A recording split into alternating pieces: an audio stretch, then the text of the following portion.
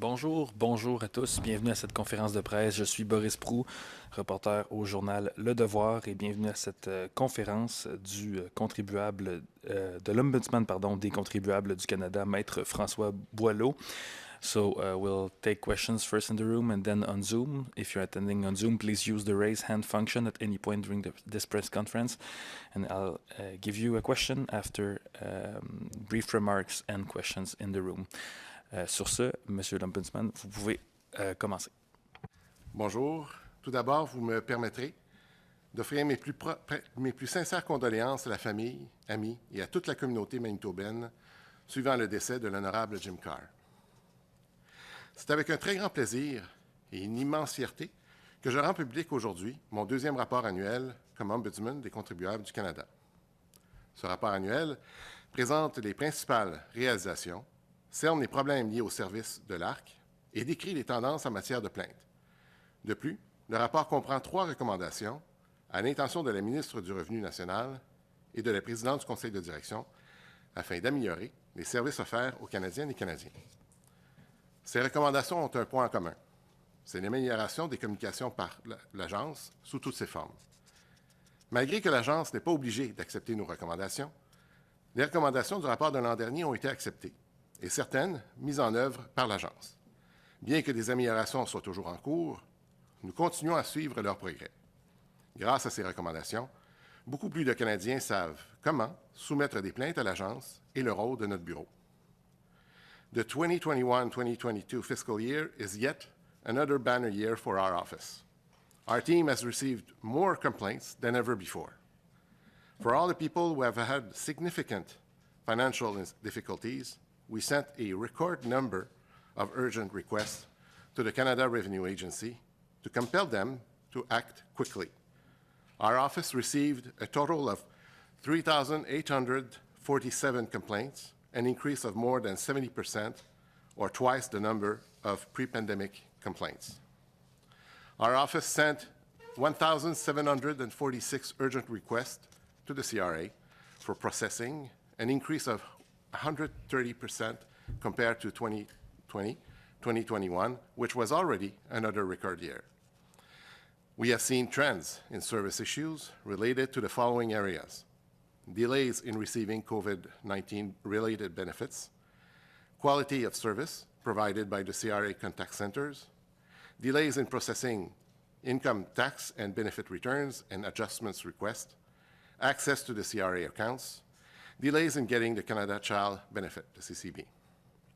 Au début de la pandémie, les prestations d'urgence liées à la COVID-19 ont été déployées rapidement afin d'atténuer une partie du stress financier et de l'incertitude auquel de nombreuses personnes étaient confrontées. La nature des prestations a ensuite évolué alors que la pandémie se poursuivait dans sa deuxième année. Cette année, les préoccupations relatives aux prestations liées à la COVID-19 représentent 40% des enjeux portés à notre attention. En règle générale, cela était attribuable à un retard dans la validation de l'admissibilité par l'ARC. Tout au long de la dernière année, nous avons entendu les témoignages de nombreux Canadiens et Canadiennes, y compris ceux et celles de nos populations les plus vulnérables, qui nous informent de la façon dont la pandémie nous avait touchés. Bien que l'ARC ait versé rapidement des prestations à la majorité des Canadiens et Canadiennes, bon nombre d'entre eux ont été confrontés à des retards dans la réception de leurs prestations liées à la COVID-19 pendant que l'agence validait leur admissibilité. Ils nous ont décrit les difficultés financières qu'ils ont éprouvées en conséquence. Certaines personnes avaient de la difficulté à nourrir leur famille, n'étaient pas en mesure de payer leurs médicaments ou de payer leurs factures. Nous avons donc envoyé un nombre record de ces cas exceptionnels à l'ARC et nous avons demandé aux fonctionnaires de communiquer d'urgence avec les contribuables pour tenter de résoudre leurs problèmes, ce que l'ARC a fait afin de les aider. Cela dit, le problème a été exacerbé par l'ARC, étant donné qu'elle avait communiqué publiquement aux Canadiennes et Canadiens que la validation de l'admissibilité pourrait prendre jusqu'à 8 semaines, alors qu'elle ne prendrait que 4 semaines en temps normal. Nous avons signalé cette préoccupation de manière répétée à l'ARC et nous avons cherché à savoir quelles mesures elle prendrait pour réduire ces retards pour les Canadiens. Nous avons même effectué une demande d'amélioration du service dans le but d'amorcer un changement positif à l'ARC.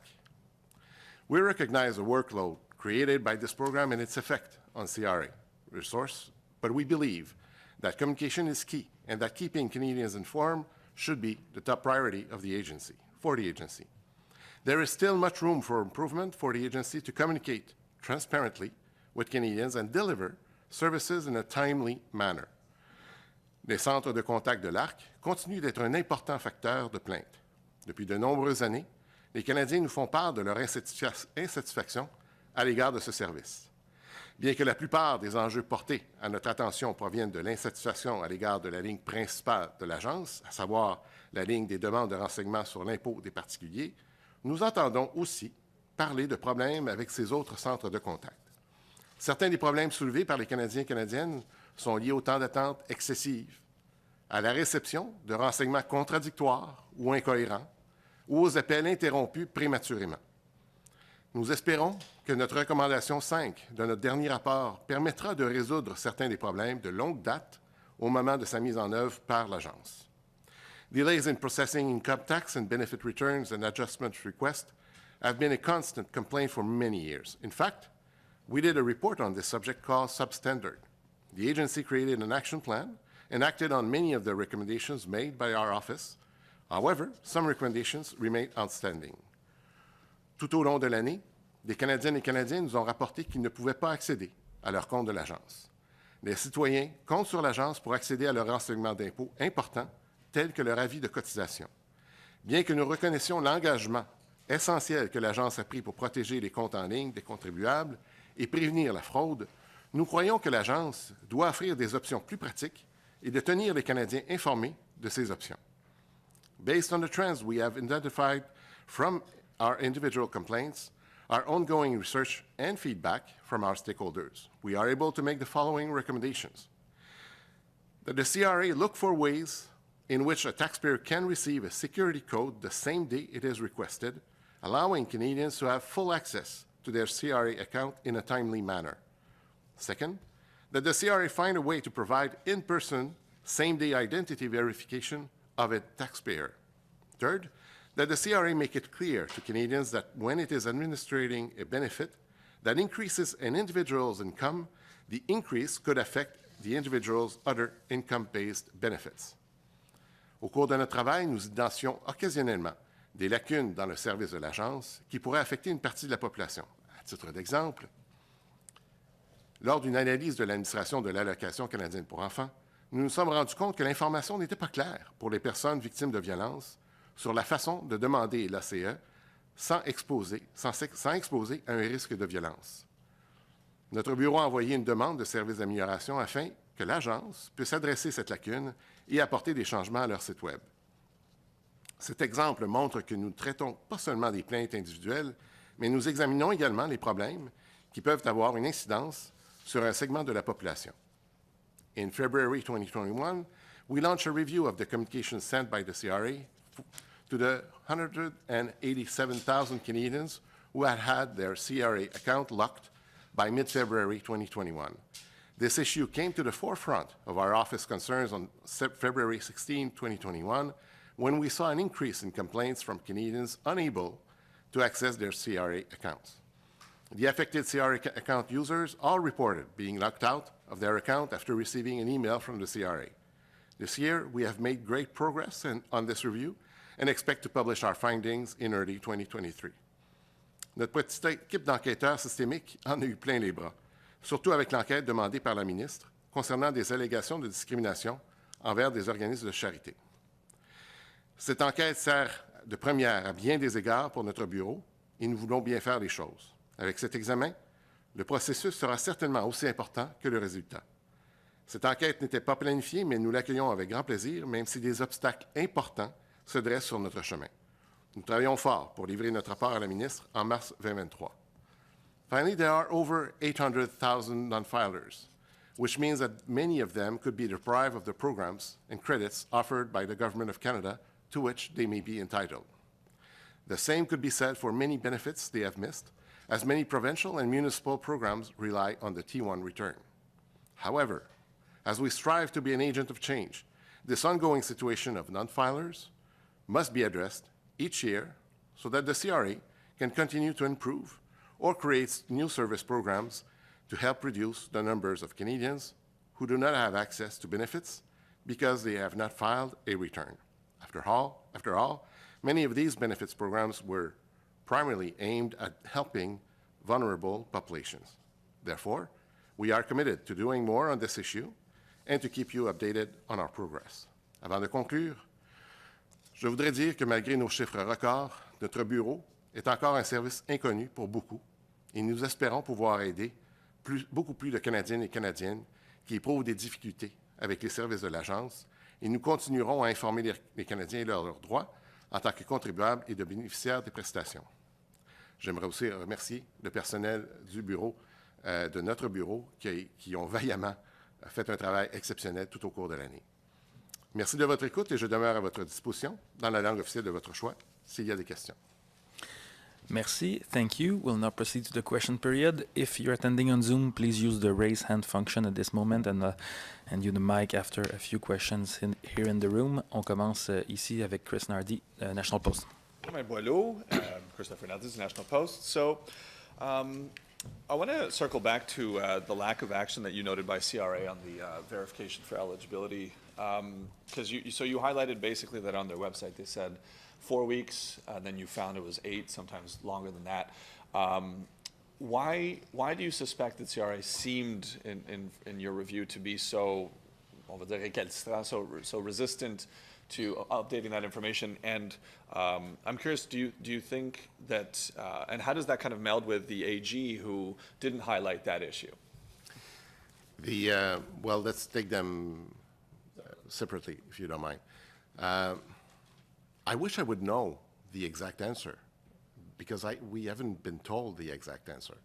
So over the course of about 8 months, we've been trying to obtain clear answers and to change for the CRA the information that is publicly on their website.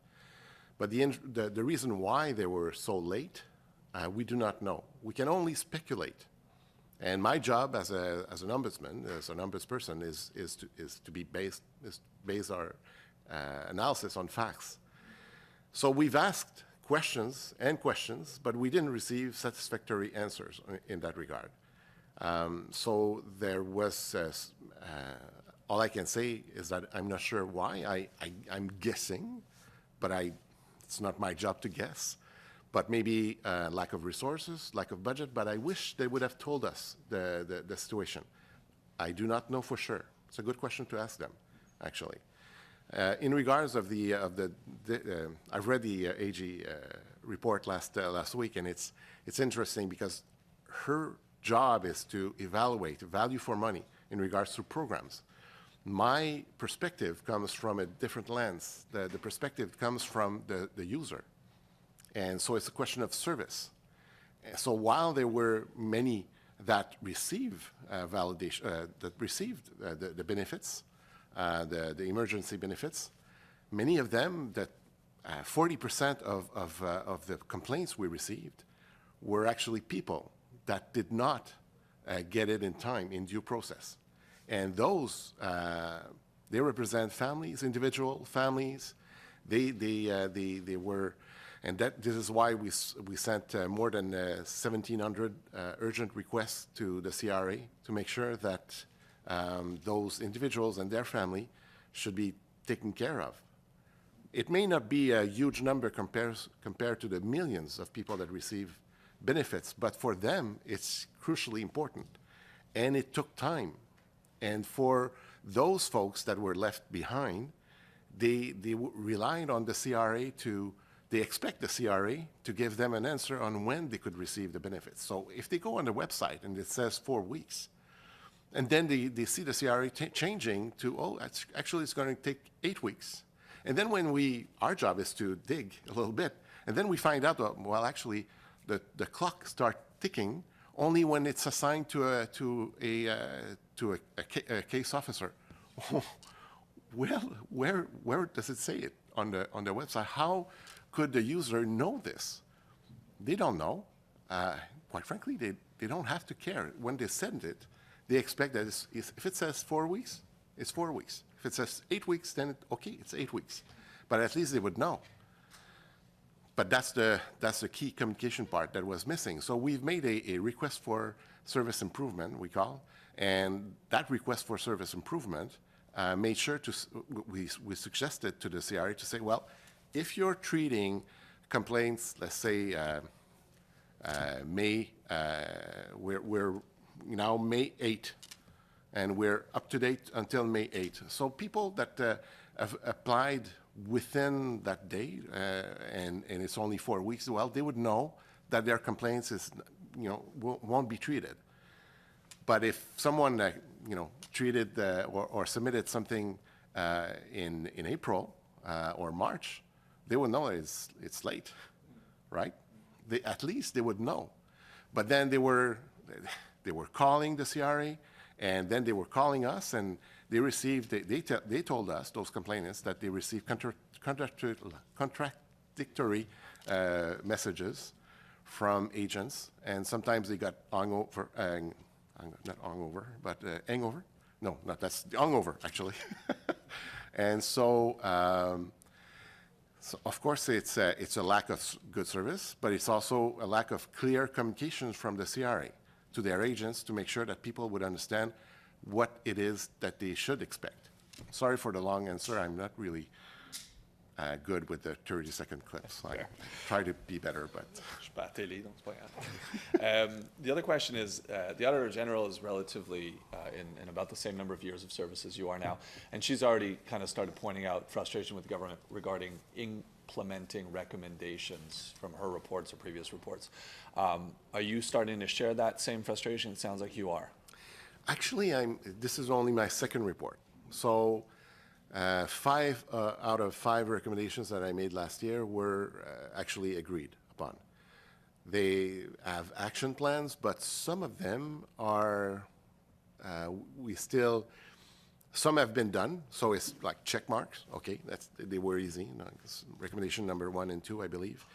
But the one in regards to contact centers, the one that we've asked that the CRA would have a process such as a recall number. So you go on the CRA's website and you instead of waiting for 2, 3, 4, 5 hours, then you do when you just submit your request and they'll give you a time. Okay, we'll call you back specifically at 2 o'clock the next day. At least they would know that someone would actually call them back. They would know that it's not a false agent. It's like they would have to be quite lucky for the fraudulents to get the right time. And that's something that I've been told takes time, but it's not yet in place. So I'm not entirely impatient. Ask me next year. Merci. We'll go to Micheline Laflamme, Radio-Canada. Bonjour, M. Boileau. Je me demandais si on voit que le nombre de plaintes a augmenté. Là, vous dites une augmentation de 126 %. Mais d'après vous, est-ce que c'est parce que vraiment il y a plus de problèmes à l'agence ou si c'est parce que vous êtes mieux connu? Bon, j'aimerais ça que ce soit la deuxième option, mais je pense pas. Je pense que c'est davantage... En fait, c'est pas tout à fait qu'il y a plus de problèmes, c'est que l'agence a fait face à des défis absolument gigantesques. Donc, on va au moins leur reconnaître ça.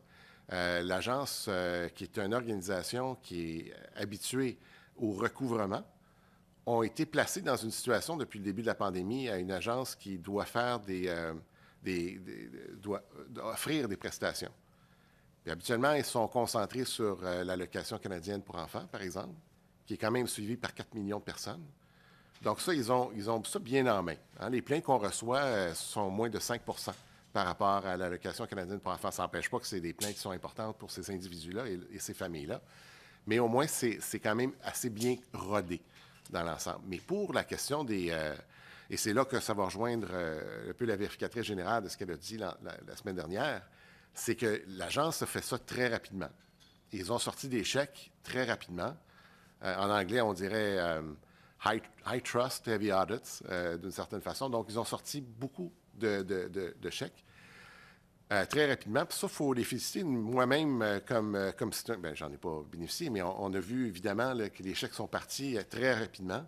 en dedans de quelques jours, voire quelques semaines. Mais ça entraîne des conséquences. Les conséquences, c'est en matière de, maintenant qu'on a envoyé ça, il faut s'assurer, est-ce qu'on l'a envoyé aux bonnes personnes? Est-ce que tout le monde qui le demandait est éligible pour le recevoir? Puis là, aussi, ça joint aussi notre recommandation numéro 3. Ça crée des situations où des gens ont appliqué pour des prestations, mais là, ça avait un impact sur leur revenu. Et là, ils perdaient parce que ça augmentait leur revenu. Et là, on voyait, par exemple, le supplément de revenu garanti qui diminuait en conséquence. De ça, nous, quand on a commencé à avoir des plaintes, mais surtout, à force de parler avec des organismes à but non lucratif, on est intervenu rapidement et énergiquement. Mais le Parlement a été pris avec cette question-là. Ils ont réglé la question. Donc, nous, on n'avait plus besoin de s'en mêler. Je pense que 742 millions de dollars qui ont été octroyés pour régler ce problème-là. Mais ça n'empêche pas que ce genre de programme-là, c'est important qu'on soit clair à l'avenir. Nous, cette recommandation, c'est pour viser les prochains. Si ça se peut, là, que ça arrive encore, cette question-là, c'est s'assurer que s'il n'y a jamais de tel autre programme, d'être clair que ça peut avoir un impact sur votre revenu et de contacter votre province ou même votre municipalité pour s'assurer que vos prestations que vous recevez ne vont pas être déduites parce que votre revenu a augmenté en raison d'une prestation d'urgence offerte par le fédéral. Parce que ça peut avoir des conséquences dramatiques pour bien des gens qui sont juste sur le bord d'être des populations vulnérables. J'espère avoir répondu. Votre deuxième recommandation sur comme une confirmation en personne, là, de vous présenter en personne, comment est-ce que vous voyez, à qui pensez-vous comme des groupes tiers? Et puis est-ce que c'est, parce que quand on pense au passeport ou enfin à tous les problèmes que le gouvernement a connus, là, quand il s'agit de prestations de services avec des gens en personne, il y a eu vraiment beaucoup d'embûches. Oui. Alors comment vous voyez ça? Mais d'abord, disons, je suis conscient que l'Agence ne va pas venir en arrière. Déjà, ils avaient éliminé la plupart de leurs comptoirs en personne, bien avant la pandémie. Je ne vais pas vous induire en erreur, mais il me semble que c'est en 2015. Donc, déjà en partant, il y avait cette question-là. Donc, ce n'est pas de revenir en arrière là-dessus. Mais quand on considère, par exemple, des banques, des institutions financières qui n'ont pas de comptoir, qui n'ont pas de... Mais eux autres, ils sont capables de faire cette validation la même journée. Comment? Bien, en faisant affaire avec des tierces parties qui, eux, offrent ce service-là. Je ne vais pas faire une promotion d'une agence en particulier, mais il y en a une celle qu'on met des timbres dessus, là, qui offre ce genre de service-là, qu'on peut aller vers Post Canada, par exemple, et eux autres offrent le service pour valider qui vous êtes, comme au niveau de l'identité. Ils vont recevoir votre permis de conduire, ils vont voir votre carte d'assurance maladie, ils vont voir d'autres documents, que ce soit un compte qui est livré à votre compte d'hydro, par exemple, pour voir l'adresse. Ça peut être une panoplie d'autres services, mais ils vont au moins être capables de s'assurer qu'on parle bien de François Boileau qui est devant nous. C'est ce même François Boileau et non pas un autre qui essaye de passer pour un François Boileau. Et cette validation-là, la même journée, peut se faire. Parce qu'il y a des gens qui dépendent, c'est pas juste des populations vulnérables qui dépendent de cette validation-là. Si, par exemple, quelqu'un est déjà dans une situation financière précaire et qu'il veut se procurer un nouveau... profiter du nouveau programme, tu sais, pour l'acquisition d'une maison ou d'aide au logement, mais qui a besoin d'avoir des documents de l'agence qui prouvent que il y a soit la T1 ou l'avis de cotisation qui prouve de sa situation financière, ne peut pas attendre 8 semaines là, ou attendre que la validation arrive par la poste, puis qu'on renvoie un document. Ça, c'est très long, ça. Ça peut prendre plusieurs semaines avant que son identité soit validée. Donc, je pense qu'on est rendu en 2022, là. Bientôt, en 2023, on est temps de s'adapter à cette nouvelle réalité-là. Je suis aussi très conscient qu'il y aura toujours des fraudeurs. Il y aura toujours du monde qui vont essayer de profiter d'un système, qui vont trouver des failles, mais ce système-là, je ne dis pas qu'il est prouvé, ce n'est pas à moi d'en faire la promotion, mais c'est à l'agence de réfléchir à des façons qui pourraient... et je sais qu'ils réfléchissent. Donc, je tente de les pousser un petit peu dans cette direction-là. Merci. On va passer sur Zoom. Nojoud Al-Malis, you can go ahead. Hi there. My first question is about your third recommendation with regards to having the CRA inform people when they're getting a benefit that their income has reached a threshold that it might influence or affect their eligibility for other benefits. I feel like there wasn't really much in the report about that. I was just hoping you can expand a little bit about where that recommendation came from and I guess what inspired it and what you're hoping the CRA will do to remedy it. Thank you for that question. Actually, we were planning to have a chapter on this issue. It's because of the GIC. So when the Parliament was actually as took this issue very clearly, there was a debate in Parliament.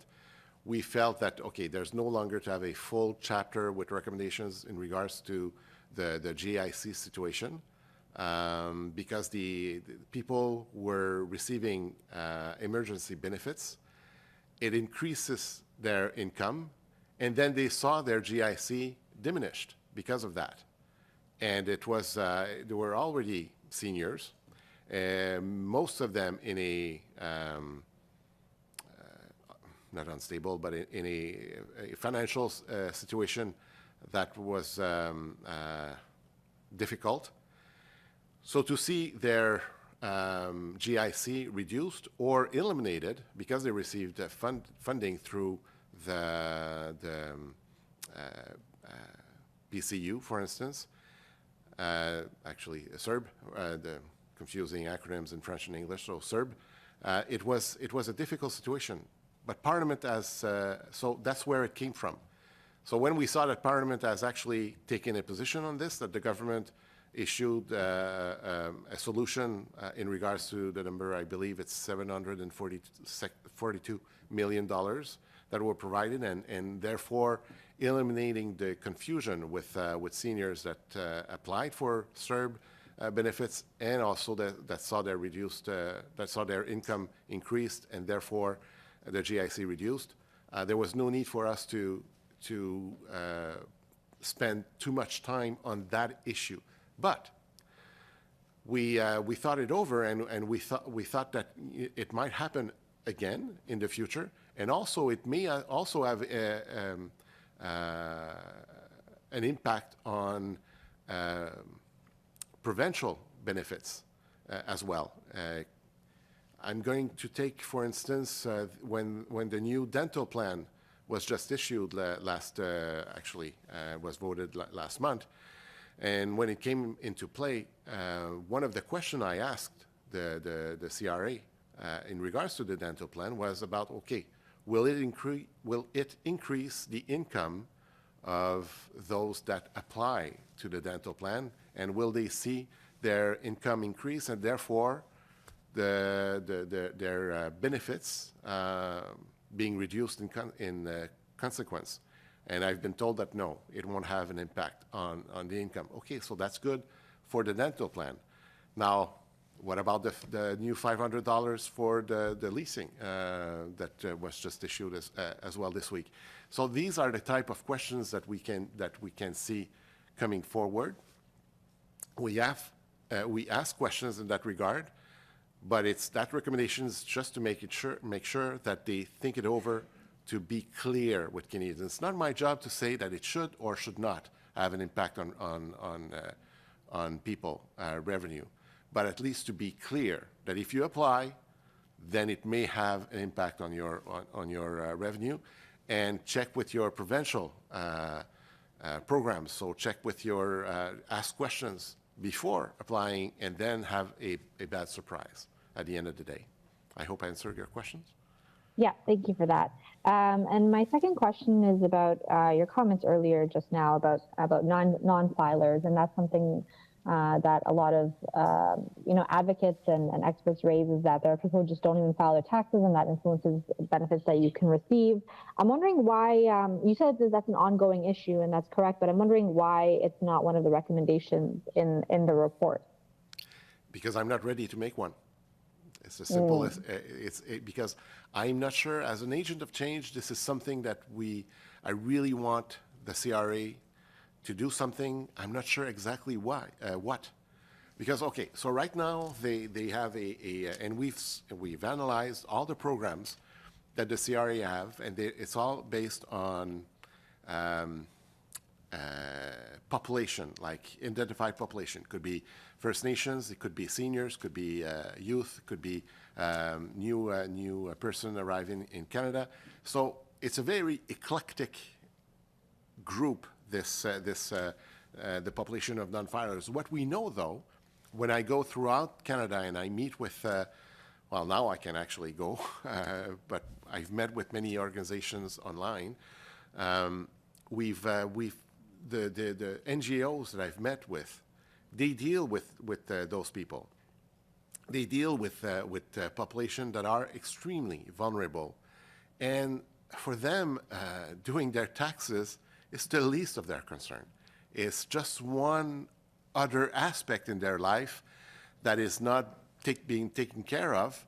They have mental issues, they have literacy issues, they have health issues, they lack of education. There's people living in the street. There's a word for that. There's so many issues that they can that they have to take into account. But receiving the benefits that they are entitled to is something that maybe not a life changer, but it can be one of the tools that would help those vulnerable population to get out of the situation in which they are in. So how do we transmit the message? It's not the agency by doing an ad in one of the major newspapers. That's not going to be enough. It's not through my office, certainly not an office of 30. We don't have the money to do that. So how is it? And so what kind of recommendations that we can provide that will actually make a difference at the end of the day? That's what I'm looking into with the help of NGOs and with academics as well. That I've met a lot of academics in the country that deals with this issue, and we're still trying to fully understand the problem and actually propose concrete solutions. So that's why there's no recommendation this year. But you bet there will be at another point. I think we have time for an extra question with Chris or Najud. If you want to ask yet another one, you can raise your hand once again. I just wanted to circle back on the Muslim charity audit review that you're doing. I saw in the Senate that you were having some concerns. So can you just give kind of a brief explanation as to what, do your best. You know I'm a lawyer, right? To the specific information that CRA isn't providing you, the specific kind of documents they aren't providing you, and has there been any movement on that in the last few weeks? Okay, so my job, so it won't be brief, but I'll bring in a little context and then I'll be briefer. So my job as an ombudsman is to receive facts all the time. So we've interviewed many organizations. We've received documentations from the CRA. We've interviewed. We're also continuing to actually interview CRA agents, but we cannot validate this information if we don't have access to files. So that's how you validate. But if I don't have access to files, then it's difficult. Like, not difficult. It's a major obstacle. The way we proceed usually is that we for individual complaints, they give us consent. And when they give us consent, because we don't have access to CRA files to anyone, Chris Nardi, we don't have access. I cannot go into your file. That would be, well, it's not just possible. Not only would be criminal, but it's not just possible. We don't have the expertise, the tools, the connection with the CRA. And so I'm asking your consent. When you're giving me your consent, then we ask probing questions to the CRA, and we can see your file. But we need your consent. So we've obtained consent of one organization just to see what kind of information that we could receive. From the heavily redacted document, that we received, we had discussions with the CRA, and this is my answer to you. So there are three things that we cannot see, that we won't be able to see. Anything that is related to third-party confidential information, that's okay. It does make some sort of sense. But anything in regards to national security, well, can you define what is national security? No. All right. Okay. So even though I have top secret agents in my office that could actually review documentation that are top secret. And the third one, which is really, really important as well, is the anything that is risk assessment we won't be able to see. Well, risk assessment, what does it mean? It means also the selection criteria for each audit. Well, that's basically the first question that the minister asked us to review, was to see the selection criteria for audits. Now, if we're not able to see those selection criteria, well, it's difficult to answer the questions posed by the minister. We will be able to answer some of the questions that she asked us, but there are other questions that it would not be possible to answer. So essentially, you don't have you won't have access to the core information. The one main question in this review is, was there systemic racism or targeting of Muslim organizations? And you're not going to have access. You're basically hamstrung completely. There's nothing ultimately, you won't be able to answer that question. That question, no. Other questions, yes, but not that one, which is the most, in my view, it's certainly the most important one. And do you feel like you've just been thrown a hot potato by the minister's office in trying to pass off the problem into someone else's? That's a very good question that you should ask the minister. But do you feel that way? I don't have any feelings. I feel like you do, though. No, I do not. My job is to be based on facts. Canadians don't care about my feelings. They care about facts. If you don't mind, Chris, we'll go online for Najoud, perhaps last question.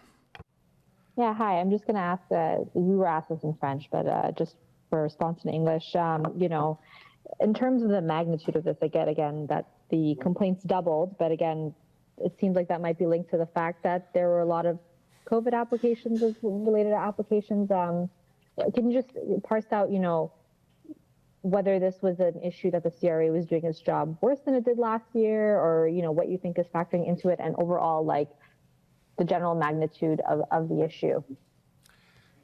Okay, which issue? I'm so sorry to have make your. Sorry. I just mean as in the service problems that in terms of delays for benefits. Yes. You said there's an increase in complaints in general, and that had to do with also with COVID benefits. So I'm just wondering if you could talk a little bit about the magnitude of the problem, just so that people have a bit of perspective. Actually, 40% of our complaints this year were questions of validation issues in regards to the COVID-19 benefits programs. So it was it had a huge impact on us over the last year. Will it be the same this fiscal year that we are in now? Of course not, because the numbers will be quite different, because those programs have been they've terminated. So yes, it was a huge aspect of our. Was that your question? Yeah, well, I just wonder if you have concerns about the CRA's performance because of the influx, or whether you see the influx as related to the fact that there was just a lot of applications for COVID benefits. We had lots of concern over the last year in regards to that, the way the CRA handled the people that were still waiting for to receive the benefits of their programs on which they applied for. It was a huge concern for us. We've tackled this with the CRA. We didn't receive the answers that we were looking for. Therefore, there's a complete chapter in our annual report that is dedicated to this issue and to the fact that the CRA should have communicated better with Canadians, so that Canadians would have understood from the get-go what they were up against in terms of waiting for the process to be handled with the CRA. Unfortunately, we've sent more than 1,700 people through an urgent request for financial assistance. We call it URFA. It's very poetic. And those people, well, they have families, they have issues, and they wouldn't be, they were not able to put bread on the table or to pay their rent. And that's something very important to consider. If you're being told that you have to wait 4 weeks, then it's 4 weeks. But if you're being told to wait 4 weeks and then it's 8 weeks, and then 10 weeks, and then sometimes 12 weeks, then that's not fair for them.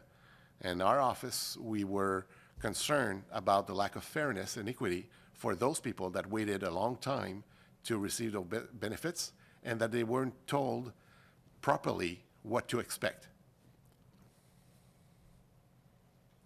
Merci, ça met un terme. Ça met un terme à cette conférence de presse. Merci beaucoup à tous d'avoir été présents et bonne journée.